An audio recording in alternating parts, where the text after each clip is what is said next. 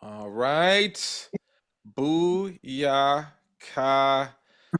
All right, everyone. By the way, if you would like access to a free Talkadot Pro account for 30 days, go ahead and click the link in the comments, and you'll be able to access all the goodness of getting a systemized way to get spin-off business for your speaking career. So make sure to do that right now in the comments or slash description or somewhere around this page, wherever you are. All right, thank you all for being here for this Talkadot AMA. For those of you who are new to AMA, welcome to your first one. If you've been here before, welcome back. Here's how the AMAs work.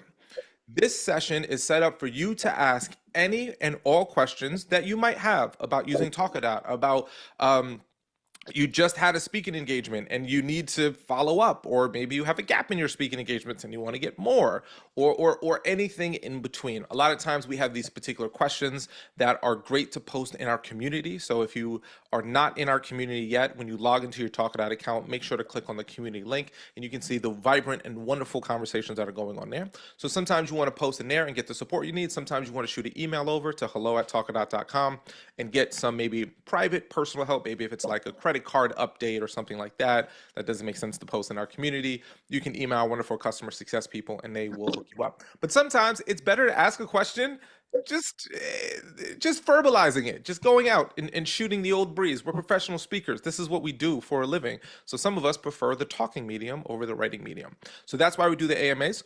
A lot of people join our AMAs and they don't have a specific question. They're just like, I want to hear what other people are talking about. I want to keep my finger on the pulse of the speaking industry. So hearing what questions people are asking, hearing what discussions are happening are important to you. So a lot of people jump on. If you have a specific question and you want to answer it, all you have to do is use the raise your hand feature, like you can see Lisa did right there, and it looks like this. Okay, so you just put on that raise hand feature. That'll let me know you have a question, and then we're going to go through the queue of answering those questions.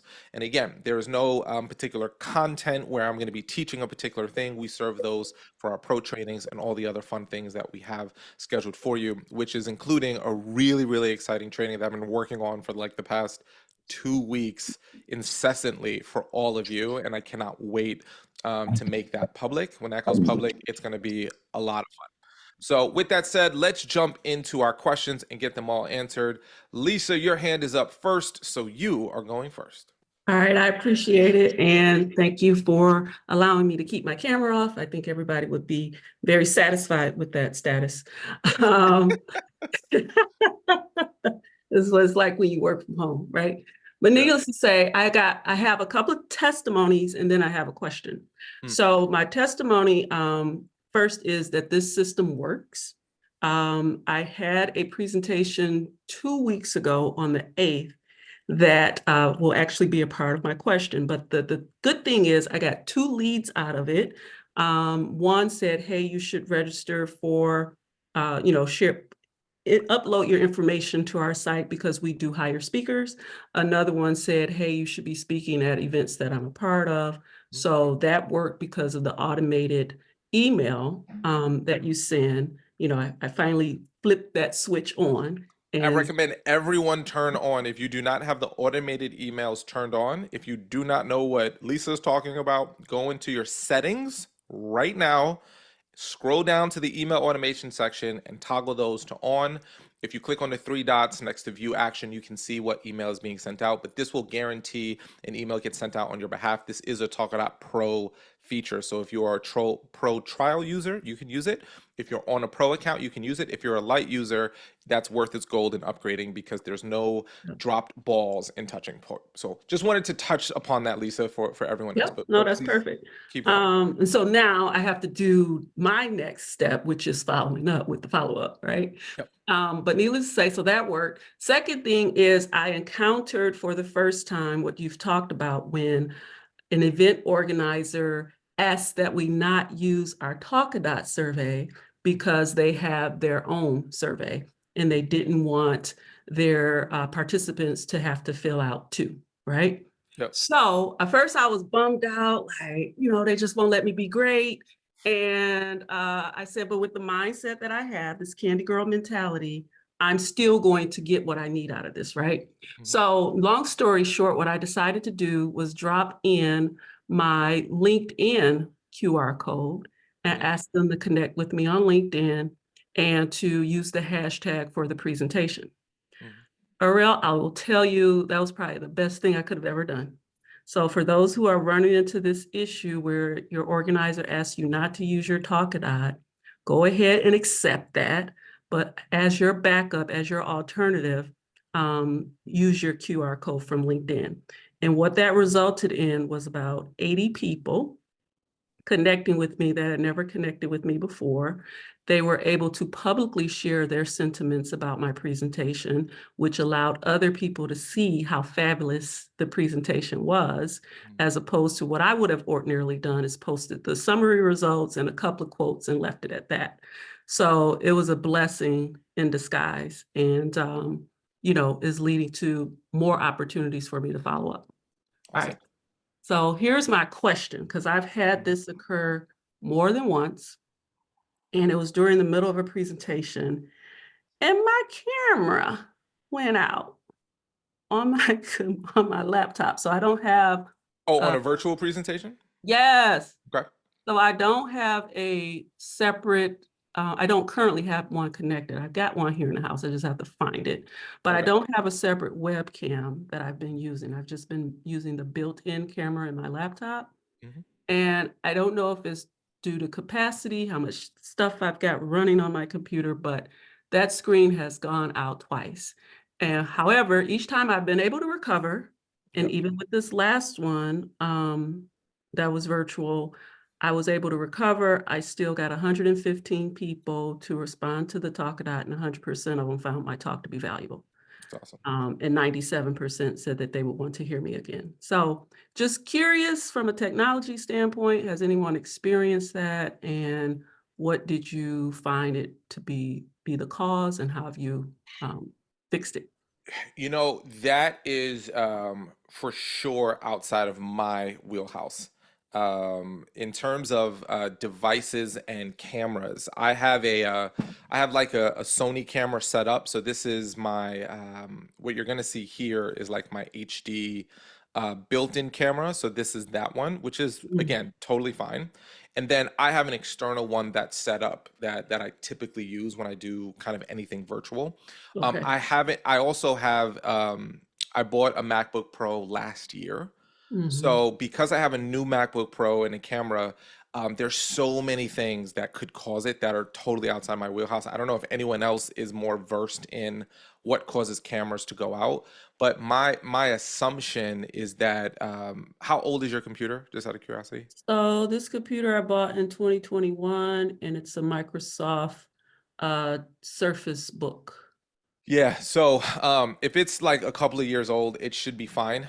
Older laptops may not be compatible with like the new Zooms and all that kind of stuff. So unfortunately, I wish I could give you a more uh, uh, um, resourceful answer on this, but unfortunately, it is outside my technical wheelhouse. Yep, that's fine. I wondered if anyone else might have experienced this. I saw Barbara shaking her head. I don't know. Does anyone She's had else an experience. have feedback? Feel free to just unmute yourself and jump in because this might be in I someone have, else's wheelhouse. Yeah. that's Barbara. I have a Surface Pro. I just actually switched to a smaller laptop because of the capacity. It doesn't have the same gigabytes and space, so memory. So that may have been a problem. Maybe have too much running at the same time. But if you want to talk offline, or I'm happy to chat with you to see. I always just go to Geek Squad. Yeah, I've gone to them. They've restored it, but it still happens again and again. So It may be the laptops, like I don't know like what its gigs. How old is it? Yeah, it's a capacity issue, because I've got a lot of digital files from my graphic designer that I save on it. So Well, let me short recommendation: put everything on an external drive. Mine fried. I decided to go to a laptop rather than the Surface Pro, which I love because of lightness, but the capacity isn't there, and It's just better to put everything onto an external hard drive and make it the scan disk variety, because I've been burned on that too, where my external drive has fried. So the scan disk is what you want. And I'm sure there are other experts here that are, have a superior understanding, but that's it. Okay, thanks, Barbara. I have a My Passport. So that's a good one. This is my old one. It's broken. So I don't actually use this one, but I have a new one. And I think my new one is 10 terabytes. So that really helps with making sure things don't crash. Okay. And I just put all files onto that. Yeah. Thanks, Jess. Appreciate it. Cool. And just two quick resources for you, Lisa. Did you get a chance to see that video that's in the chat on what to do if your host has a Talkadot survey? Have you had a chance to see that yet? I'm in the chat now. Let's see. It's the last link is not the one I'm referring to, second last link. So if your host has their own survey, there's a video that I made on some talking points that you can use that might get them to say, oh yeah, definitely use yours and ours. Oh yeah, I did refer to those Okay, talking cool. points from previous, but they were like, nah, we're still firm on this is the way we want to go. So And that's part of the game. So all Yep. good there. And then when you do virtual presentations, are you also putting your Talkadot link into the chat, like the example that I showed there? I had not. I Especially the primarily long link. have Yeah. to just, ask people to scan the QR code and have let them know that if they're unable to, because they might be viewing from their phone, to, type in the URL. Other times I've asked the host to type it into the chat for them so they can access it.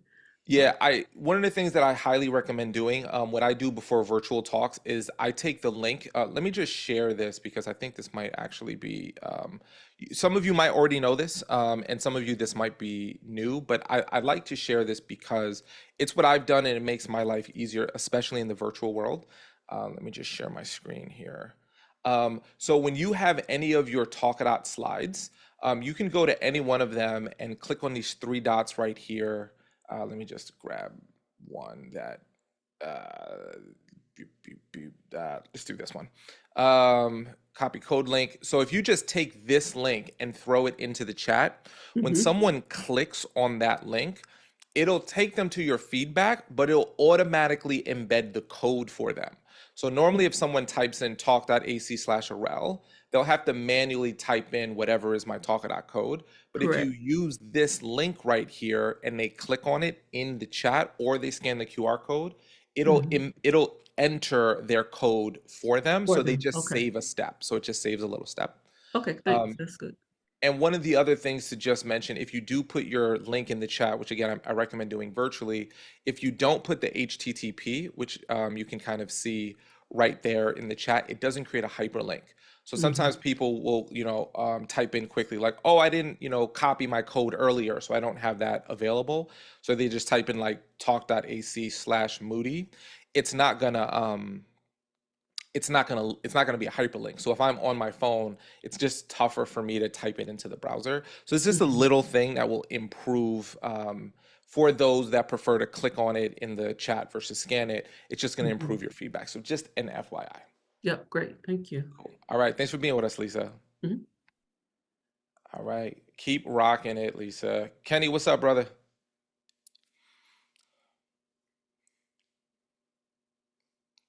I'm sorry. I had everything on mute. I was trying to make sure I was quiet. Yeah, no, all good, man. All good.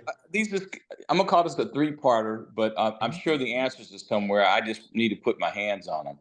Sure. You always encourage everyone to have the email settings on yes. Yeah. Now, give me the reason why, once you've gotten past your first time doing a keynote or whatever the case is, why would I keep it on yes? Only so I won't forget? Is that the reason?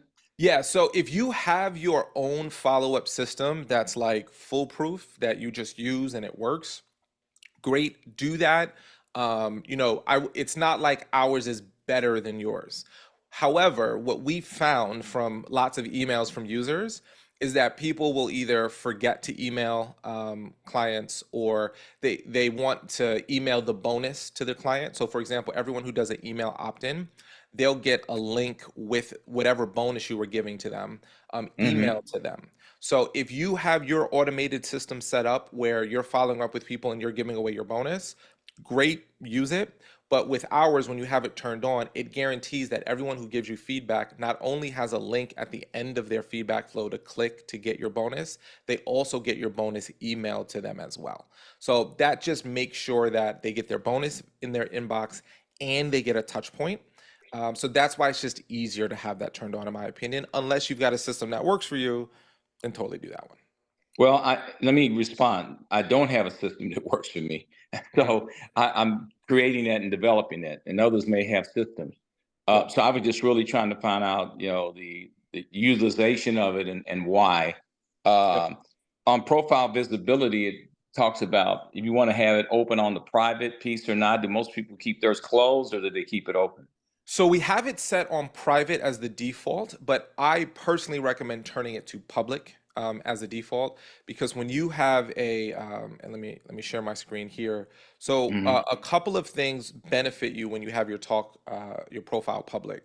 The first thing, let me just move this out the way.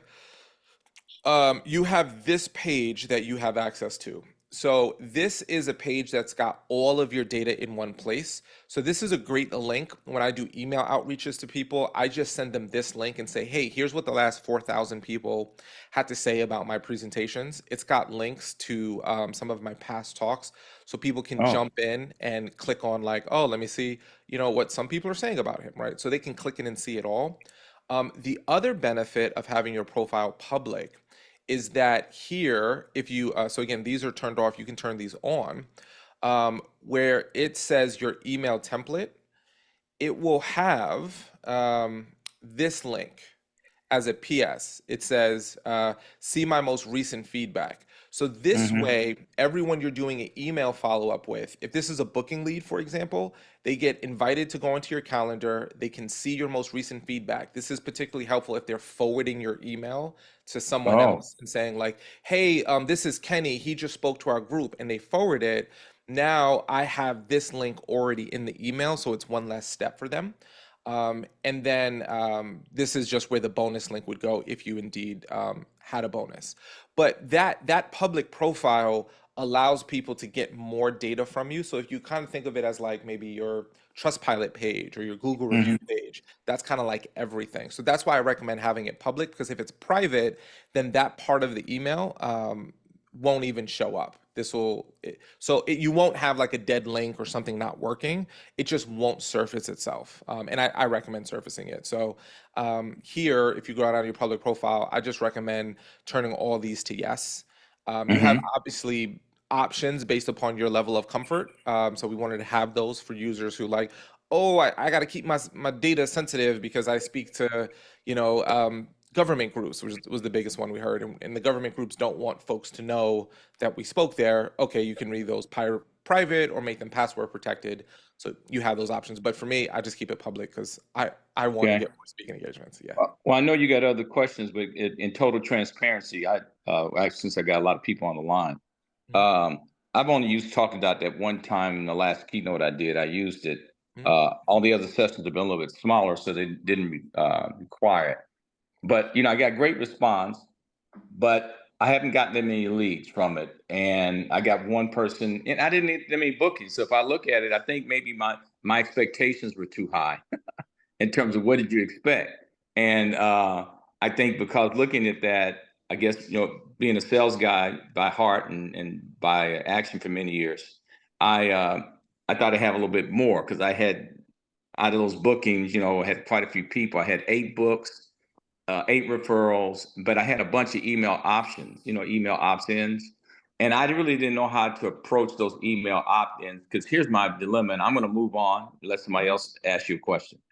I'd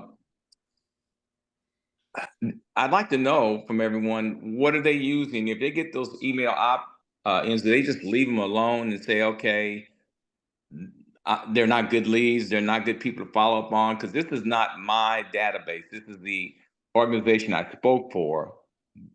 it's basically their client. So I really didn't want to press too hard. Just give me some thoughts on it and I'll shut up.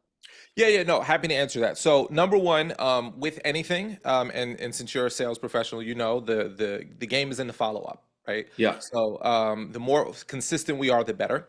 One thing that I did is I threw a link in the chat if it's helpful to anyone. This is the email sequence that I throw my booking leads into. So it has about 7 or so emails that my booking lead specifically will get. And this is set up through ConvertKit. ConvertKit lets you get 1,000 emails for free. So what I like about ConvertKit is I use the Zapier connection to connect my Talkadot to ConvertKit. So the leads come in, they get the email from Talkadot, and then they get the 7 email drips from this automatically. So I don't really have to worry about it unless I want to, right? Like if I'm like, oh, I want to go in and I want to like call this person because I had a conversation with them, of course I would. But this automates the reach out and the booking. So that's one thing I would do. The second thing about the email opt-ins is I would start building up a newsletter that you might put out like once a month or once every 2 months. And everyone who gives you an email, these are people who've opted in to be on your newsletter. So as you're starting to create content that's going to be helpful to your audience, that's that's where the email opt-ins become valuable. They become your newsletter. They become the people that are like, here's some great strategies on how to do X, Y, or Z, or here's what's going on new in the world. And then when you build that relationship with people, even though someone may not have rose their hand as a booking lead, they're just an email opt-in, they all have seen you speak. And if you stay in front of them consistently, once a month, once every week, if that's your like cadence, it really is up to your ability to want to produce content. Sure. These are also the people that over time will be like, hey man, I've been reading your emails for some time, or I've been like connected to you. Yeah. I'd love to introduce you to some. It's the same reason like all great folks build lists. So this is your list that you're building. So the more you drip use campaign. It's kind of a list drip campaign. That's right. Yeah. Okay. The only thing I would add is you don't want your, and you know this probably, but you don't want all of your emails to be like, hey, book me to speak, sign Kenny, right? Like you want to like provide value and give them, so they look forward to opening it. Sure. I like to give value, and then in the bottom of it, like as a PS, like if you're looking for a keynote speaker or a professional development or workshop facilitator. That's good. That's good. That's subtle. Yeah, so it's content good. with the PS always has a call to action, which is book. That's good. And I do that, once a month or so, once every other month. Like I can definitely be more proactive with it, but something's better than nothing. That's all. No, I appreciate it. That's helpful, Arel. Thank you. You're welcome, brother. And with anything, I'll say with Talkadot, even if you have a small group, like I've done presentations with 5 or 6 people, I still use Talkadot because I want to build that ongoing database of data that I receive. And I want to build that relationship database as well, people I can send emails to. So I highly recommend, whether it's 2 people or 2,000 people, use Talkadot because the more data you get, the better. Thank you. Appreciate it. You're welcome, brother. Thanks for being here. Uh-huh. All right, next. I don't see any other hands up. Who's got a questionino? How about but what ifer?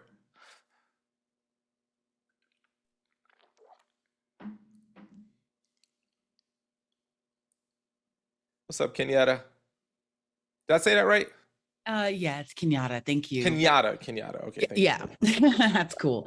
Thank you. So I'm here because I believed that this was the onboarding session where you can learn about what Talkadot is and what it does. That's coming up in an hour.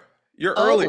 I'm early. Okay. You're early. All right. This is different. So just so you know, the AMA is for our current users to ask any questions they have. The onboarding, which is in about at 3 p.m. Eastern, that's where you get to learn how to use the tool. So I think you clicked on the earlier link, unfortunately, but thank you for being here.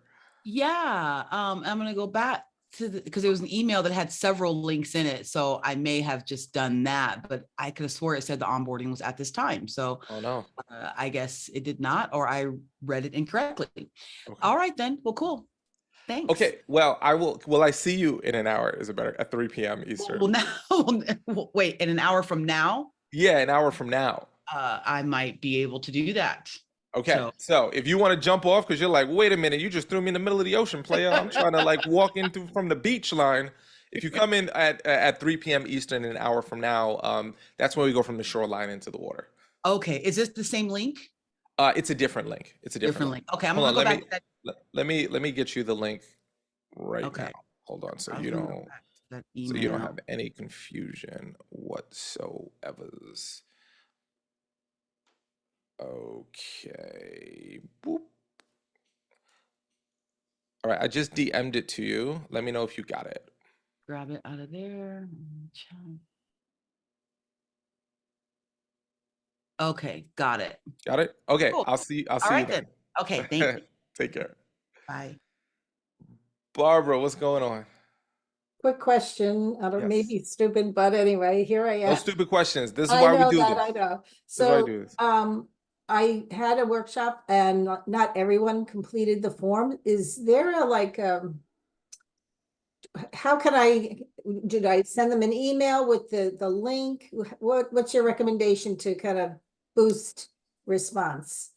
Um, Just a few people, I think they What- just I wanna make afraid of the sure- QR codes. I just want to make sure I fully understand the question. So you had like 20 people in a room and only like 10 people filled it out? Is that the Yeah. Well, actually, more than that, but like say 3 people didn't fill it out and Yep. they were the people afraid of I don't like QR codes, but. Sure. Like, So I number don't- one, if you got 17 out of 20 people to fill it out, that's phenomenal, right? Because like in any use case, you're Right. almost never going to get 100%, unless you have like 3 people in the room, you might get 100% of the room. But typically there's a percentage of people that just ain't gonna do it. So if you want to improve that and you happen to know who those 3 people are, Yes. like maybe there was a list, you Yes. can email them your link. So what you could do, let me just pull up similar to what I showed for the virtual talk, you can actually still do this. So if you go to like whatever your slide is, like say this one, and then you click copy code link right here, you can then, and I'll just throw that in the chat here. Oops, I sent it as a DM. Sorry. There we go. You can actually email that link if you'd like to those 3 people and say, hey, here's the link for the feedback. Go ahead and click on it and let me know what your thoughts are.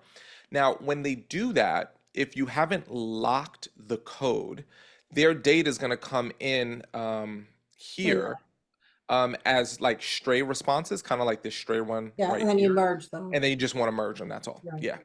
Yeah. And that's what I would do. Now, So keep in that- mind, the odds of you getting someone to do the survey post is significantly lower than getting them to do know. it in the moment. So also just temper expectations that if you send it to 3 people, you might get 0, you might get 1 that actually does it. If you get all 3, then you need to do a webinar for us on how you get 100% of the room to give you feedback, because that's amazing. I know, the problem was there was no internet and Mm. that was the most of the people did follow up. And now all I just want to do is a quick nudge and there's a freebie at the end. So it's And a that's very short questionnaire, that. and So that's what I would what I recommend love saying, like, about it. hey, if you'd like to get access to this cool thing and it's got these benefits, click on Yes. this link, give me your feedback. That's how you get it. Mhm. That's going to get you a higher Yes. response rate. Yep. Right. Thank you. Cool. All right. Thank you, Barbara. So happy to have you here. All right. Grace, what's going on? Hey, I love your stuff. I got introduced to you through NSA Wisconsin, and I'm a free person on your going to be paid soon. Well, I'm not soon. I'm in search of a hook. So I didn't come into public speaking or NSA.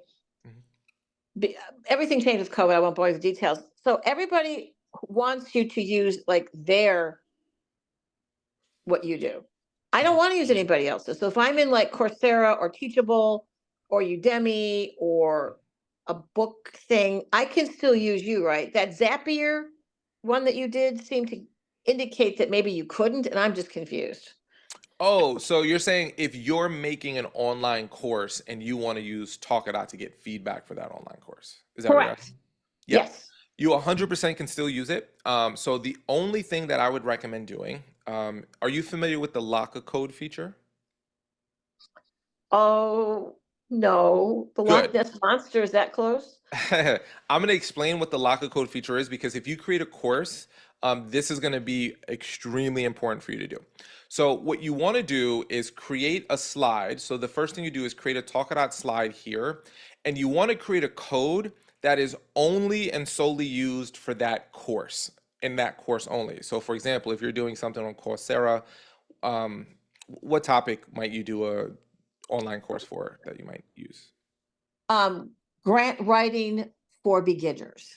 Right. So you might want to make it, like grant writing as an example, as like one big word. And you're like, I'm never going to use this again because normally if I gave a presentation, I might use the word grant. This is just an example, right? But you want to use a word that you're never going to use again ever. Okay. So once you create that word, you want to go into your account and go to edit event. And then you want to go down to where it says advanced settings. And then you want to choose whatever is that word, right? So let's say this is just an example of one. I choose this here and then I hit save changes. And now you're going to see right here that there's a lock feature that shows up. So what that does is if someone gives you feedback a month from now, a year from now, 6 months from now, 2 days from now, when a code is locked, anytime someone uses that code, in your case, grant writing, all of that data will only go into this report right here. Okay. And the reason why that's important is because the nature of Coursera is people are going to go through the course on their own pace. Some people might go through Udemy today, tomorrow, a month from now. The whole point of it is that it's asynchronous. They can do it whenever. Our tool, if you don't lock the code, you'll start getting these stray responses that are just popping into your Talkadot, and it's going to make this really, really, really messy. So by locking it, it ensures, and what I would also do is create a separate code for Coursera, a separate code for Udemy, a separate code for any online, because then you can also see which one of these is getting you the most feedback, which will be very helpful for you. And all of the automations that, like the emails you can turn on.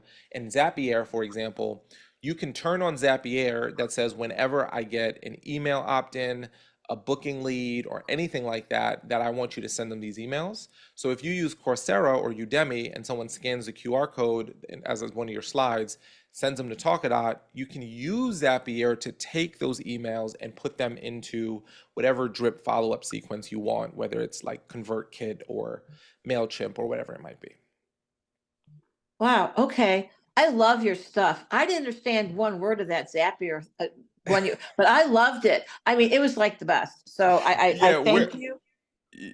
You're welcome. We're going to do a deep dive. One of the things that became extremely evidently clear on the town hall was that we need to do a deep dive all on Zapier and take a really like paced time at it. So that was my learning, and we will benefit. But basically, the gist of it is, with Zapier, you can automate things, so you literally don't have to touch them. And they, send them emails, they put them into spreadsheets. You can, all the things you manually would have to do that typically will drop the ball on, you can automate it, and Zapier allows you to do that, and for free, which is great. My takeaway was my continued enthusiasm in trusting your organization is just exponentially growing. And I don't have to really understand any of it. I already have a Zapier free account. I have no idea what to do with it, but I have one thanks to you. You're moving in the right direction. Can I ask one quick question? Do you also work like so it doesn't have to be just online, it can be in person as well. So if I'm looking to, I also build affordable housing. And so I'm trying to combine all this into some sort of, people go from point A to then be able to actually build their own for their community. Yeah. So it's like an educational arc thing. But when I'm talking to the builders, they tend to be kind of in the Stone Age. So all I have to do is if they have a cell phone and they'll take a QR, that's all they have to do. Yeah, that's right. Literally. So when you are, we're going to be coming out with some customization features in the next couple of months that might also make that more useful, because our typical use case is post keynote. If you wanted to use it like in that context, you may want to change some of the language or the questions a little bit. So depending upon if our current flow satisfies your needs, then yeah, you could just have them say, hey, pull out your phones, point your camera app towards this QR code, give me your feedback. it'll take care of it. You can print out the QR code. You can have the QR code on your phone. It's pretty accessible through scanning. Thank you. Cool. You're welcome. Awesome. Other questionos, preguntas on how to use Talkadot, features, getting set up. Again, I referenced this and I got another message, a DM, and then I think another public message about the onboarding. For those of you who've not been on an onboarding, that's kind of like where I walk you through everything that Talkadot does, and how to set it up and how to use it. So all the use cases of it. So if you've started using us and you want a refresher or anything, you're more than welcome to join us. That's definitely like for people who just are getting into Talkadot. So it's very 101. So again, we hold those every single week as well to make sure that you know how to use the tool and you're set up with it. Cool. All right.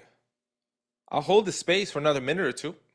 If you have questions, please raise your hand. If not, thank you for joining the AMA session this week.